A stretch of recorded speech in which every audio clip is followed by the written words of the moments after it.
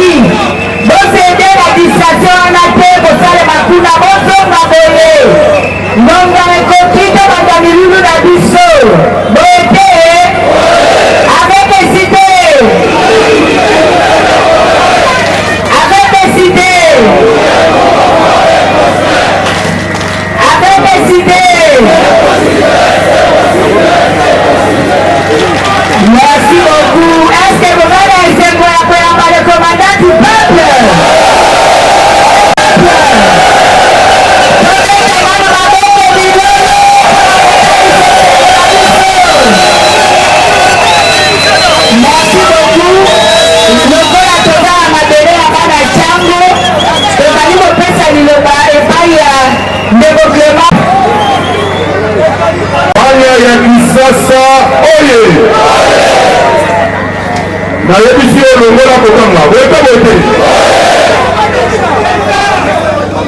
ata tolobi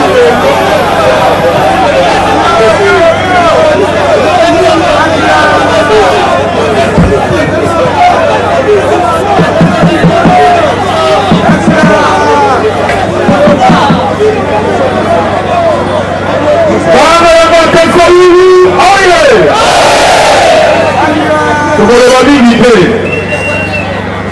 toyebi ke basali maso na minito toza na bato ebele baza na bahopito na badispensaire me mpo na mboka na biso Kongo tolobaki oyo ekoya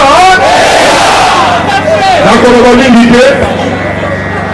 Merci président élu okoki kovanda tobateli maboko makasi.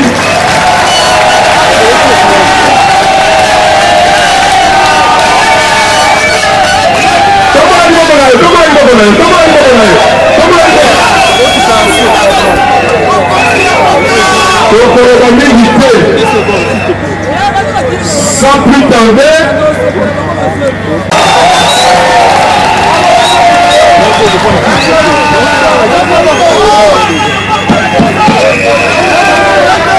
Ana Congo, Congo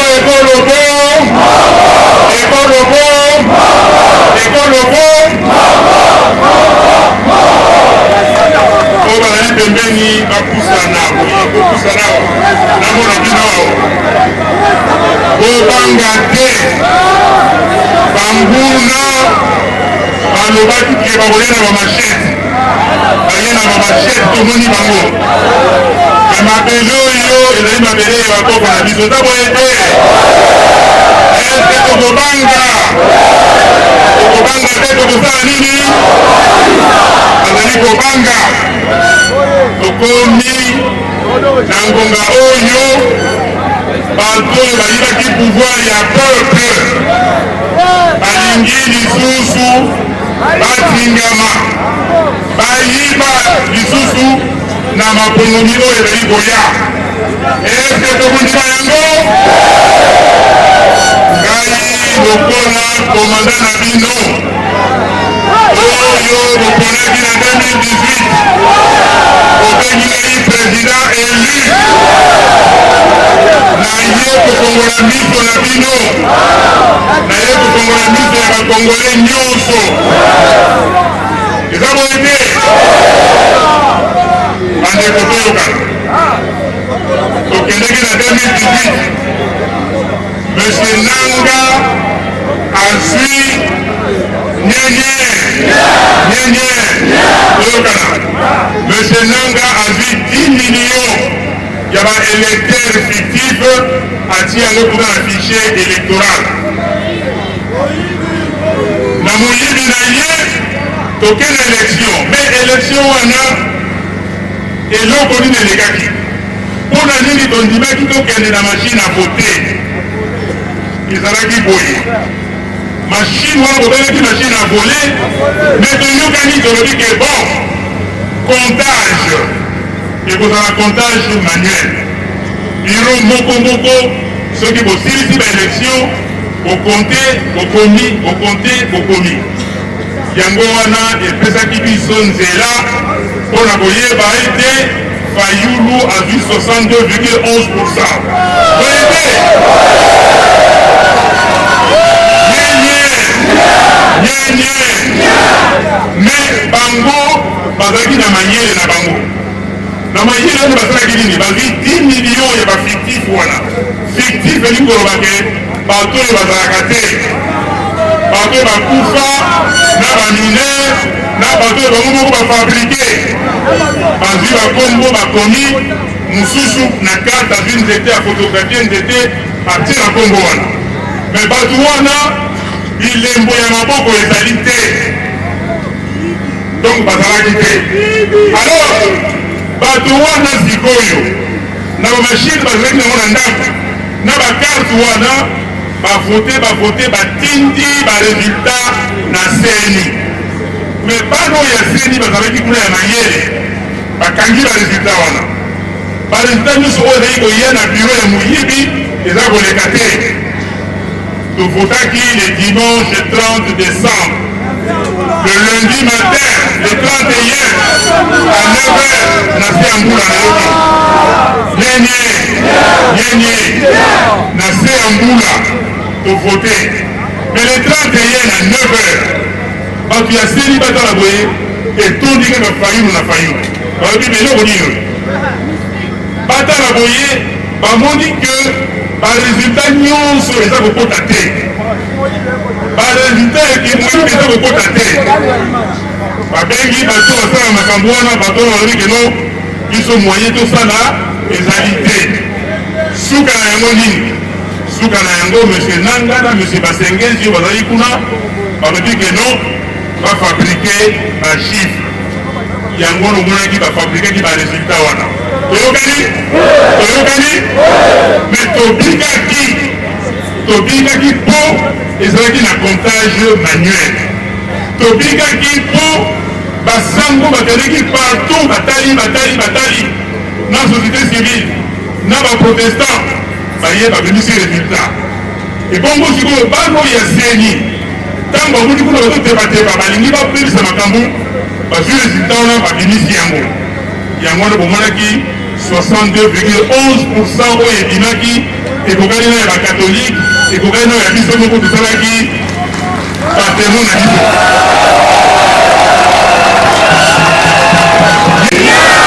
Nasakola, nakanza, naloba, ikoyo, ile wana balobi mbala oyo soki tozali kaka ndenge ya liboso bakokanga biso.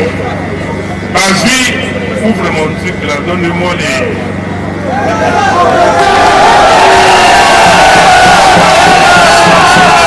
Bazwi loi électorale, basali loi électorale, mais bakongoli mingi bayebi te.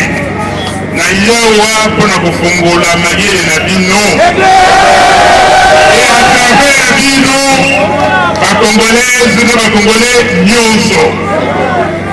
Bamisusu balobaka soki olingi kokombela moto likambo surtout moto moyindo bazali koseka biso balobi komango tiango na buku oye akotanga buku te akoyeba eloko te. Toyokani bakomi awa na article 47 balobi bakonomi ekosala ndenge nini, bakonomi ekosala na ndenge nini. Balobi ya liboso bulletin manuel, ya mibale balobi vote semi électronique, ya misato balobi vote électronique. Mais vote électronique nyenye, vote électronique ezali compliqué, batia yango pembeni. Balobi ke bakosala vote semi électronique, donc il y aura des machines à voter. Oyokanga malamu ndenge naza kolobawa to bino tokende koyebisa bandeko na mboka na ndako ntango bokozonga. Toyokani vote semi électronique ekosalama ndenge nini?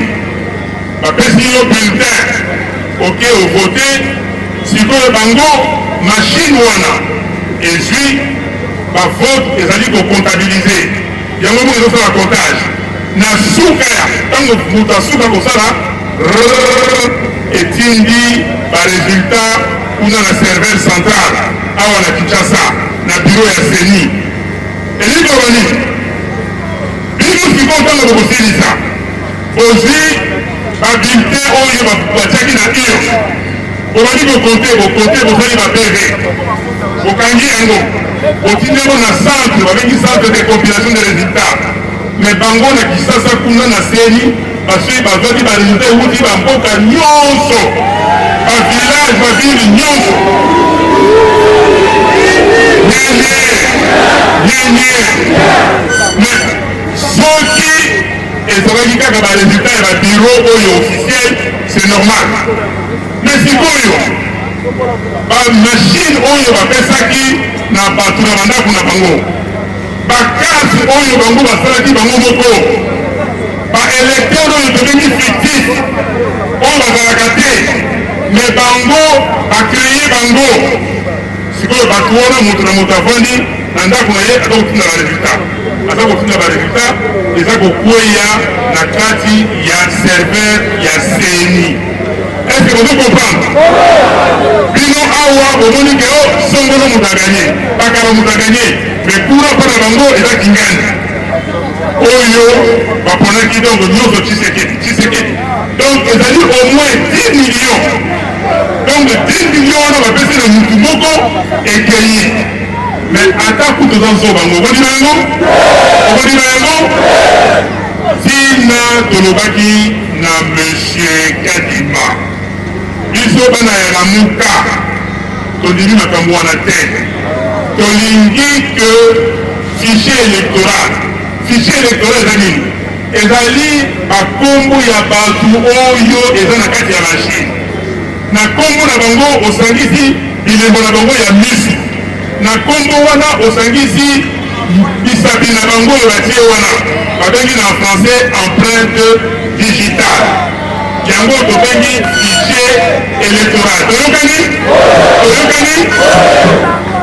tolobi ke fichier électoral wana il faut bato ya mayele bato basalaka misala wana batala yango balandela yango bayeba ke olobi ke ezali 43 millions 900 est-ce que ezali bato ya solo est-ce que bato wana bazali soko otangi olobi komona ngai kingani est-ce que kingani misaki na ye ya maboko ezali soki ezali te otie pembeni parce que bato oyo bayaka liboso na 2018 oyo tobengaki ya OIF bayaki kosala ntango batali bamoni ke 6 millions, plus de 6 millions de personnes bazalaki na bilembo ya maboko te nyonso zone oyo efezala zone et puis plus de 2 millions 400 bazalaki soti moko soti mibale soti misato nyonso ezalaki te elingi olobake plus de 9 millions wana bazali bafictif engowe ngai soki na zwi machine ngai moko na machine nakokoma kosakana nati boye pa namipesi kombo ya mibale nati boye pa kombo mosusu ti misapi zomi nsima na bandi oyo na oyo ekomi zomi na moko oyo na oyo donc je peux créer plus de 100 noms ngai moko eloko oyo toza kofungola bino miso monsieur Kadima azali spécialiste ya observation électorale elingi olobani ye akeleke na afrika kotambola na kompani azali kosala atalaka makambo ya élection ezoleka ndenge nini bongo sikoya ayekola ndenge bayibaka ndenge batrishaka na élection yango wana bake bazwi ye balobi ke Félix Tshisekedi soni oyo alata soni wana elekela ye soni yango nini boyebi alingaka koyoka te balobake o non Kabila moto anobaki ye epesaka esoni ya mibale nini ya mibale tongo eloko akomi ni président nani président élu soki ayoki bien fali le président élu epesi ye liboma yango wana mpona makambo mibale wana il faut alakisa mokili mobimba il faut alakisa bacongolais mpe bacongolais ayebisa bato oyo balobaki o compromis ya africaine alakisa bango mpe sikoyo bakovote ye mais na moyibi na lokuta yango nomoni ndeko oyo Kadima alingi kolakisa te bakombo oyo eza na kati ya serveur toyeba bato mboni bazali kuna bato yango bazali bilembo na bango ya maboko ezali eza te ntango nasali communiqué ya le 19 juin nalobi boye biso bana lamuka tosangani toyokani tolobi ke soki tomoni clair te baodite fichier wana te c'est-à-dire banandeli yango bayeba soki ezali malamu to mabe soki esalami te biso tokopesa bakombo na biso te po tokende kovote tokopesa bakombo na biso te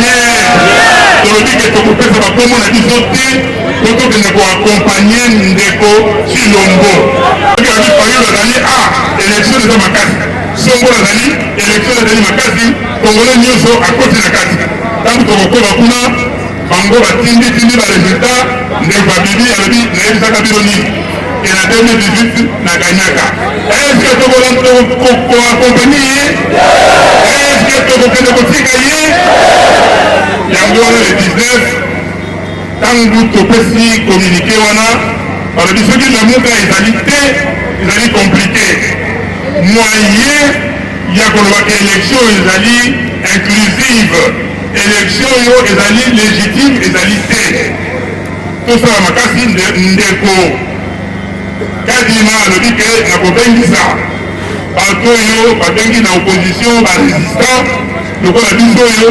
tosolola toluka moyen ndini tokosala baélection inclusive nyenye yango wana tokendeki kuna nyenye tokendeki kuna tosololi na ye na hôtel du Feu nyenye s'il vous plaît monsieur maman s'il vous plaît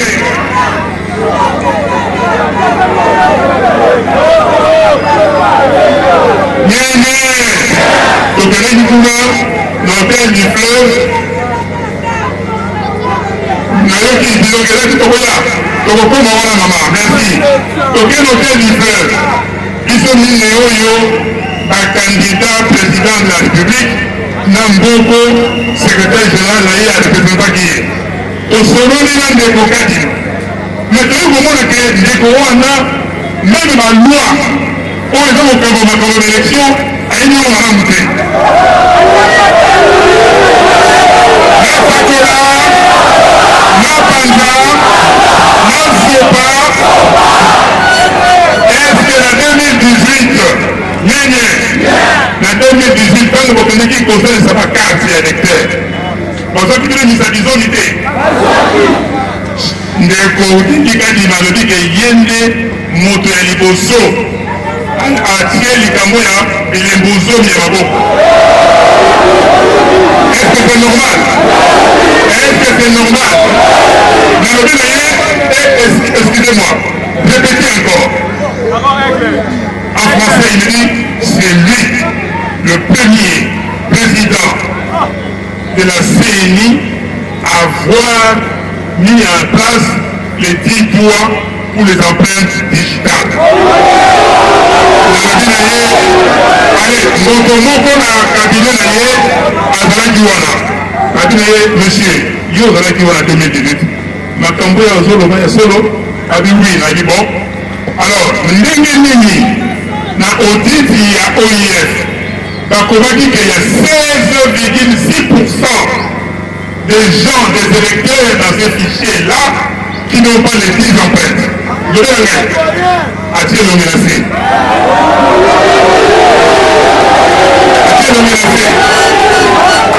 Alobi, alobi que tolobi na ye que non, pour la biso, il faut audit ya fichier. alobi non, bandeko na ngai moyen na sali sango ya te tokozwa retard. Tolobi na ye que continuer l'opération. Tosala l'opération. Tokomisa bakombo na yo eloko moko ndima que okosalisa audit. Biso sikoyo baopération baactivité na yo nyonso eza kokende ndenge yo otiaki na manaka na yo. Mais soki tokomi na suka audit esalemi balobi qu'il y a 2-3% d'erreurs, on continue. Mais s'il y a plus de 5% d'erreurs, on ne peut pas accepter.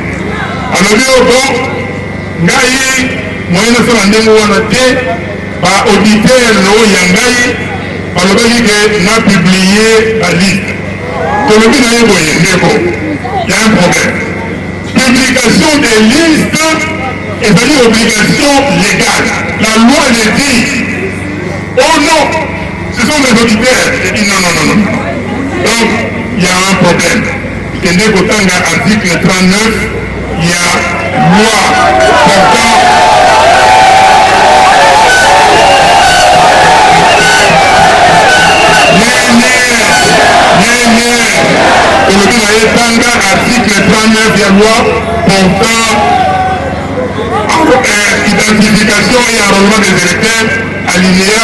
suka okomona que il faut publier la liste soki bosalisaki makambo wana ya identification ya enrôlement botindi yango puis bopublie mpo liboso basala eloko babengi contention de liste moto amoni kombo de malamu te atala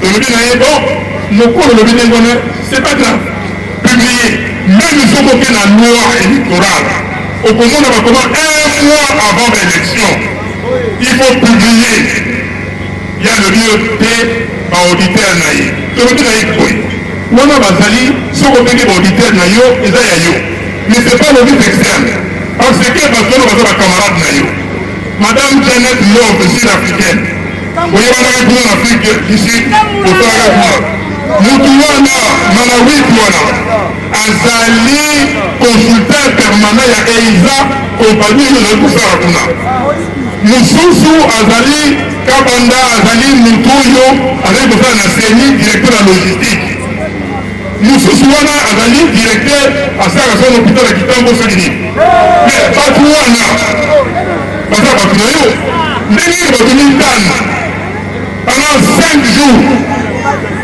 basala audit ya fichier oyo eza na 49 millions de lecteurs olobi tondimi yango te ayoki biso alobi boye ngai liste olobi na ye yo liste tondimi bilisa mais mpona audit il faut salama nali bo lokola nazali ngai moko awa nazali na bandeko ya premier te tikalaka na kotuna bango ebongo tosala yango ndenge toyokanaki yango wana ye akei na bandeko ya premiere balobi na ye ke balakisi ye sikoyo batexte baloi balobi na ye ke publication ya liste ezalaka boye ayebisi biso ke akoki koviole loi te e audit ezali exigence légale te epi na ye non audit ezali exigence légale otiango eza na manaka na yo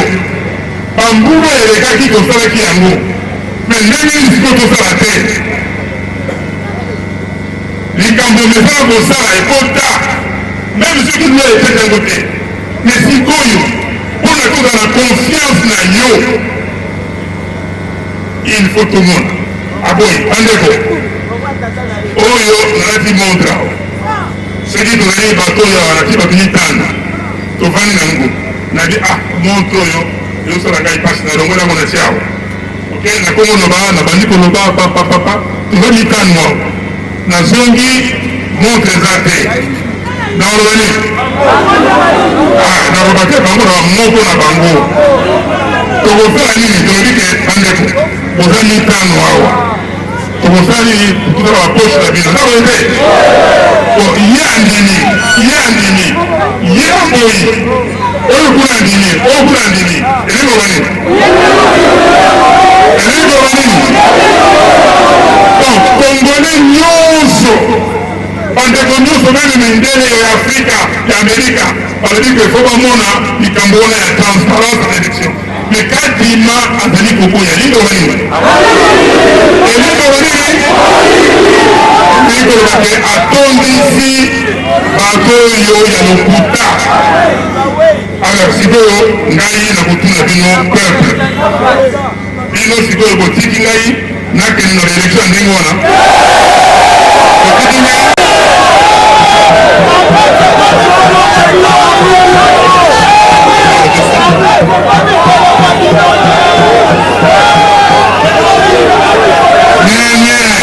Congo nalobi teke bokoloba oke ngai nalobi linga na makasi nga moto nakomi yango ekonomi awa nakotangela bino parce que bino bozali awa c'est le peuple natuni bino kolobi nakende te soki babongisi manaka wana te soki babongisi fichier wana te balongoli bato oyo ya lokuta soki balongoli bango te nakende te liwe te kala nene tika morulu kuna tika morulu Voilà. Nyenye. Okike motoake ya batolo bazali koleka babimisa mobulu awa. Okike bamote. Nyenye.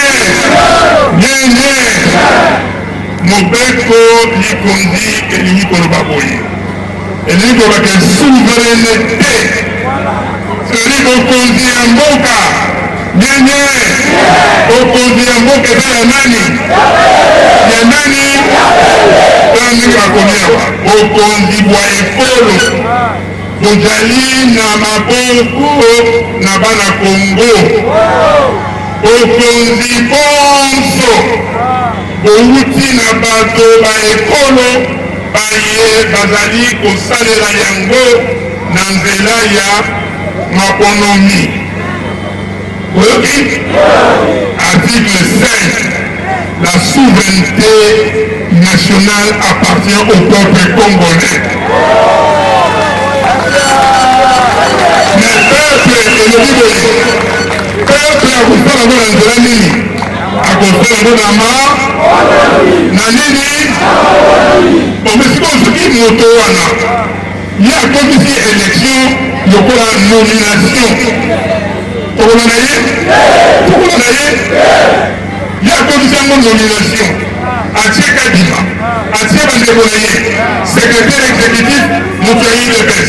Oyo boye mutu boye, oyo boye bango na bango.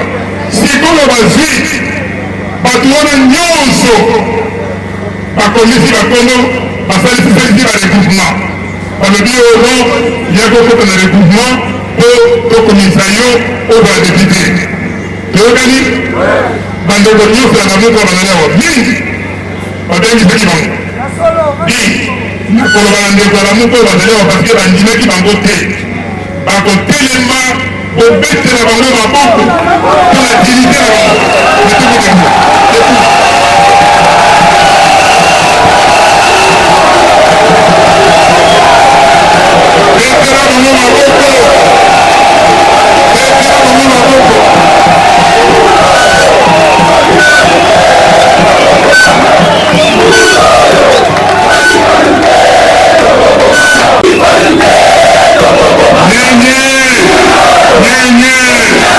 Omoni bandeko oyo bazwi balobi yaka boya po soki bino bato ya lamuka boye ekopesa kilo na baélection ekongo ntango tokokende baélection bakopesa bino ata 8 ou 10 place wana balobi ketala lamuka baza na 10 député me batie bakombo na bino bandeko oyo bazali balobi eloko moko te lokuta na bino. Merci beaucoup.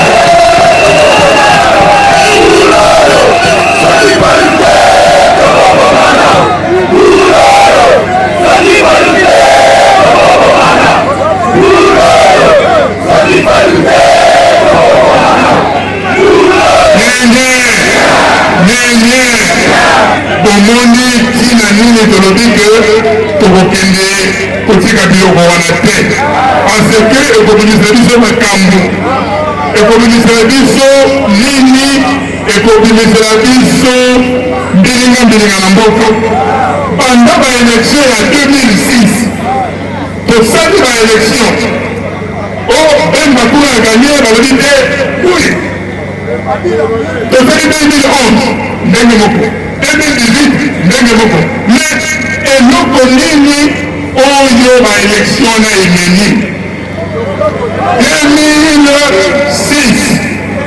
ntango tosilisi makambo wana ebimisi biso trouble na Kivu kuna bato ya CNDP bakoti babebisi mboka 2011 tosali Etienne Tshisekedi akeli olobi ote nini M23 ok tuntun kuna mbala oyo ezali nini ebimisi M23 koyoka nazali awa na député Jean-Baptiste Kasekwa na kobenga ye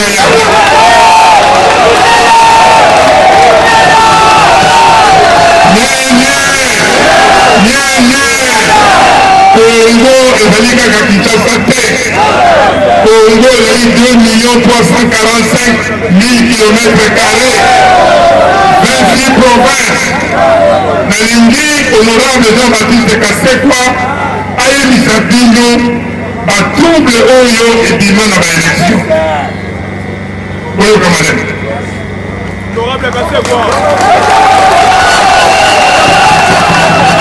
Bana Congo oye, bana président Eli oye.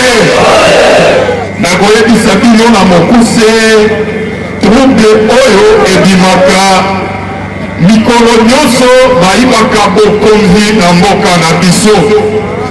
Ndenge président Eli alobaki na communiqué le 19 juin, alobaki que 4e cycle électoral oyo soki biso bana Congo totelemi te, fraude électorale oyo kati bazoprépare ezomema mboka na biso na balkanisation.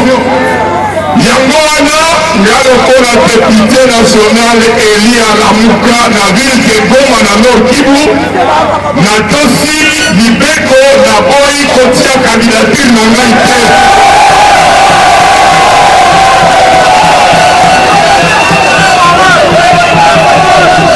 Naboyi kotia yango mpona nini? Mpo ndenge président Eli auti koloba à chaque fois ke bayibaka bokonzi basalaka stratégie mpona koempêche peuple ya Kinshasa, peuple ya Congo mobimba aconteste fraude électorale wana, batiaka bitumba na Nord Kivu.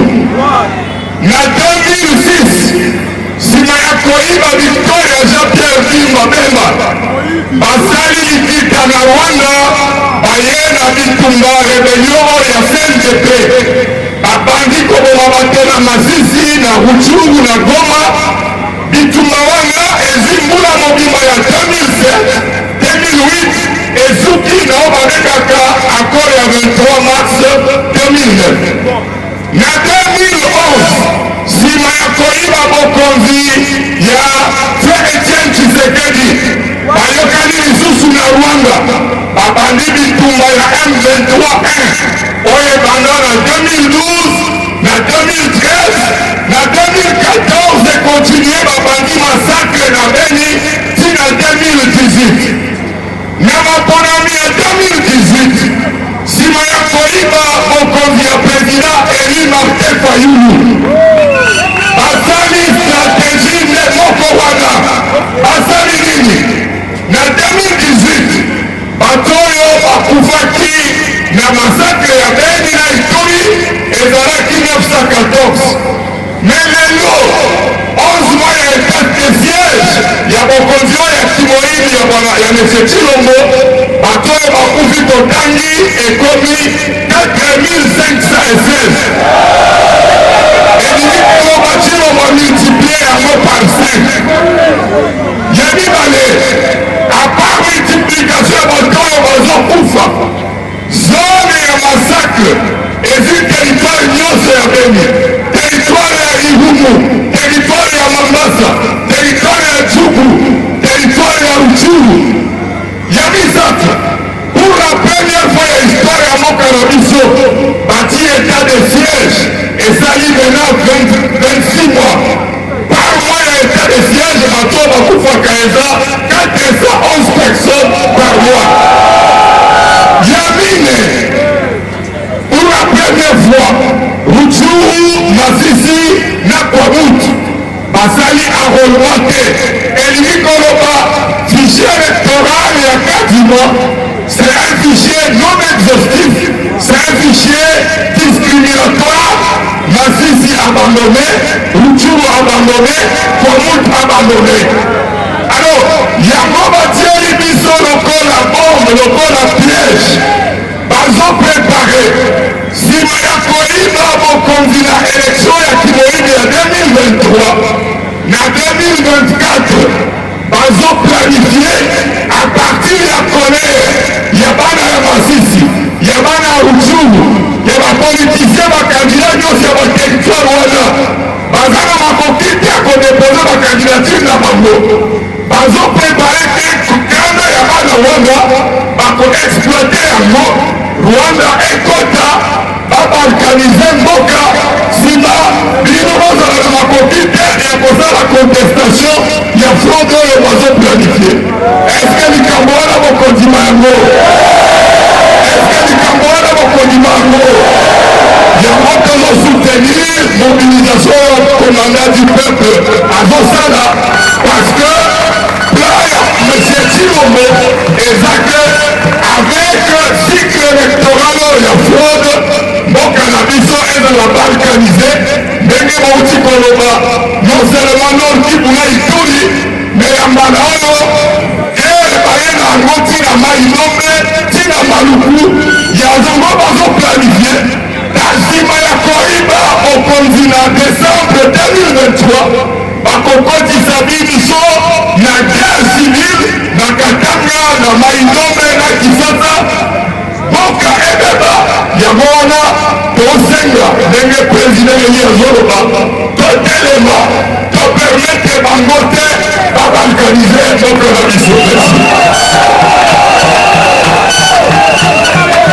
Merci mingi etela abobetola honorable Kasekwa maboko azali moto ya bwanya azali mwana oyo ndeko oyo aza na dignité bandeko na ngai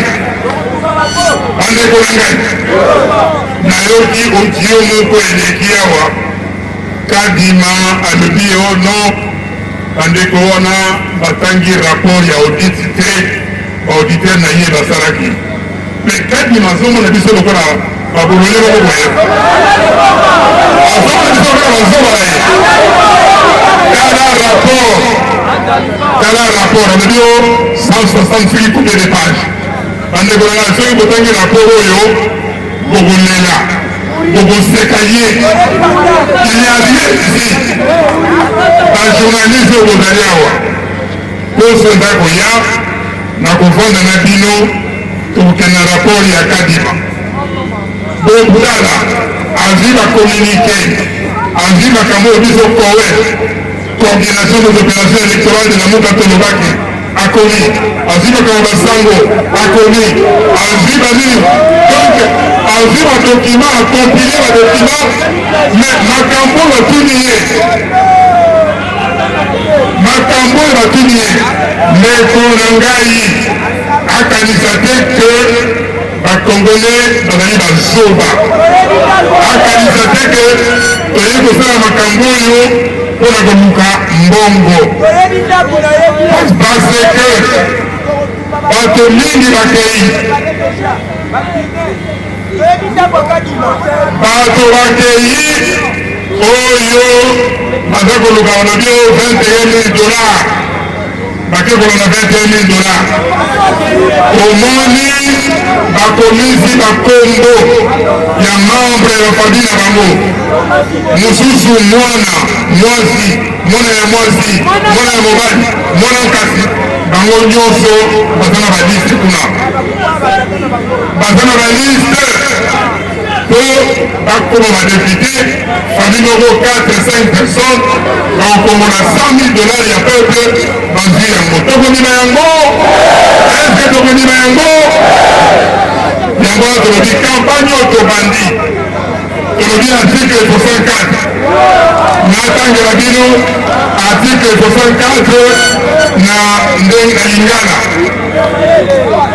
bapolisier botika makambo oyo bobelisa na milulu awa bapolisier sana bakomi nini balobi mwana kongo nyonso esengeli kopekisa moto nyonso to lingomba ya bato likamata bokonzi na makasi to liyangela yango na bobebisi mabonkisi mamibeko likonzi toyokani nalingai kotangela bino yango ndenge ekomami na lingala na lingala makanza tolobakaka na français o tout congolais a le devoir de faire échec à tout individu ou groupe d'individus qui veut prendre le pouvoir par la force ou qui l'exerce en violation de la Constitution. Ndeko yoka dit maintenant que ça n'a pas besoin de yangona. Alinga doit pouvoir de force après ça Tshisekedi. A doit pouvoir de force à nommer Bato ya Tshisekedi kuna na Assemblée nationale. Tokondima yango tobandi makambo wana yango wana tolobi boye tolobi sans fichier électoral fiable pas d'élection en RDC tolobi boye pas d'élection en RDC sans Butshuru, sans Masisi, sans Ouamoutou. Tolokani, même sans Mamoukou. Tolokani, Elikobani, Botomoko te. Ah, ça a été, Bangola n'avait pas ma commande d'élection, pas ça rien. Mais, Ozonga Koute, Bolobo, Fayo, Rito, Boykote d'élection.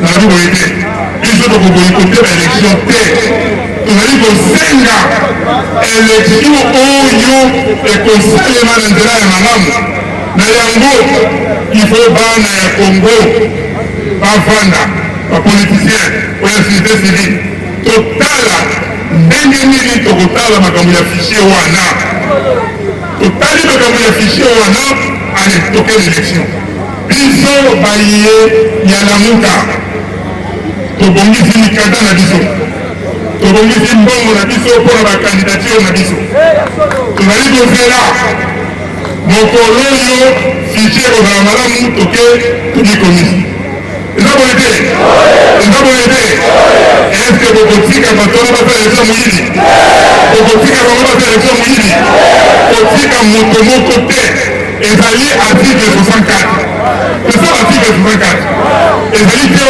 osali mobulu non article 64 elibro bake moto moko te akoki kozwa pouvoir na ndenge na ye mwana nyonso ya Congo azali na devoir ya kobale nzela na moto oyo alingi kozwa pouvoir soki te ndeko Kadima alakisa biso fichier électoral tomona yango tovanda totala bongo tolobi ke bon bandeko toke na élection toyokani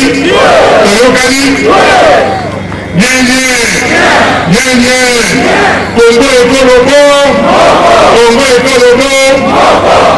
tozali bakristu bamisusu bazali kuna bapaster bazali basambelaka bazali bandimi mais bakristu est-ce que vraiment lumière na biso ezalokuta balobi ke mokristu fo alakisa mwinda alakisa lumière epuis alakisa nini verité eza boye te olobaka yesu kristu azali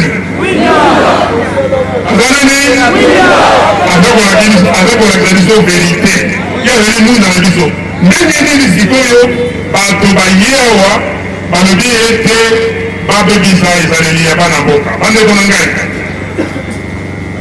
tokokende Kongo mobimba koloba makambo oyo bandeko oyo bakanisi te Kadima akoleka te toyokani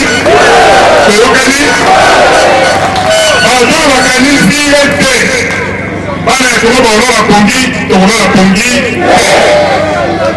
oyebi ete Kongo oyo tobunda etumba banda Siboki Mbangu Lumumba Kasavubu boyebi le 1959 wabakaka 4 janvier ezalaka ferie oyebi yango yo boyokaka balobaka le 16 février ezalaki nini marche de chrétien mama alobi kuna boyokaka date wana banani basalaki yango bakongole te est-ce que Mobutu akomaki bango est-ce que pouvoir à l'époque ekomaki bakongole Kabila ye alobi 3e mandat est-ce que 3e mandat nani apekisaki ye nani est-ce que Kadima ye akokoka asala banomination oyo ali kosala. Ese akokoka yango? Ese tokotika ye asala yango? Tokotika ye yango wana kobanga eloko te. Tomoni bapolisier botelemi zingazinga naza kolobela bino. Omoni bandeko oyo baye na bamashete, bandeko oyo babengi soki banani bane kotala komona bango te. Me bino policier nalingi boyebisa biso ke lelo bokangi moto songolo kingandi oyo bazali na bamashete. Bomoni bana bazokizoki me napesi bino longonia, napesi bino merci, félicitation. Eto omipesa maboko tobangi eloko te. Bapolisier basali stratégie po bakata bino nzela kuna bakangi, kuna babeti bagaz lacrymogène, me bosali makasi bokomi. Omipesa maboko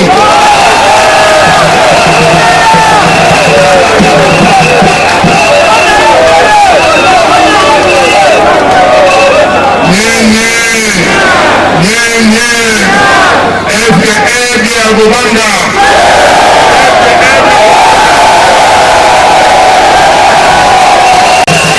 tokotumwa likolo tosukisi mayele na bango kobanga te. Ndenge nalobaki awa toboyiko te élection te. Nyenye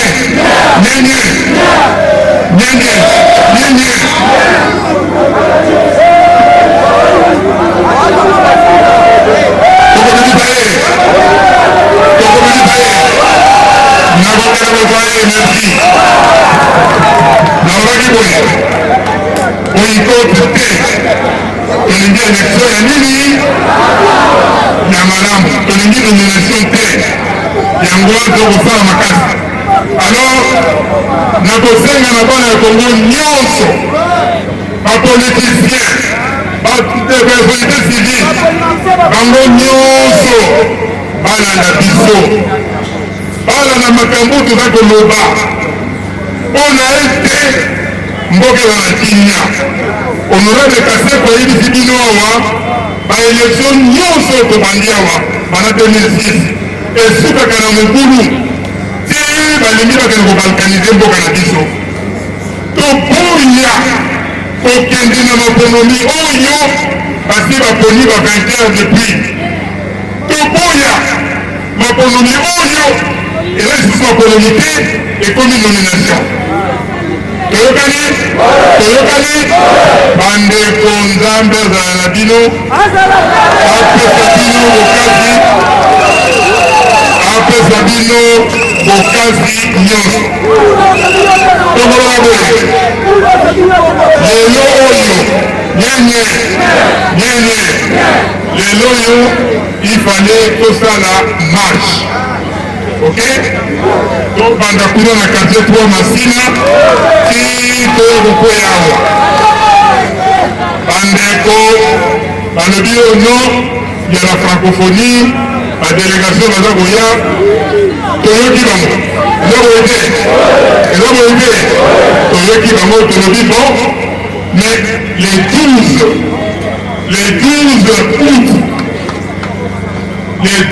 août toza na marche. Toyokani itinéraire mboko soki tosilisi le 12 août sikoyo tobandi kotambola na baprovince ya Congo. Makambo ya kosalema awa honorable Kaseko alekaki na Goma na Nord Kivu asali yango. Toza na bandeko na kuna na Uvira basali na Kalemi na Lubumbashi na Wazimalimba na intérieur tout le monde congolais moto te aya kuna na Kongo ya Fayulu alobi kenga na ye naza moto ya Fayulu. Boyoki ngai naza kobomba na ndenge wana bazali soki peuple atuli bango oye na kombo ya nani? Oh non, c'est-à-dire que bon, non, loba na ye Fayulu alingi baélection ya ndenge nini, ya ndenge nini, loba na ye bino nyonso bosangana lobi moto oyo biso peuple tokovote ye nde abima.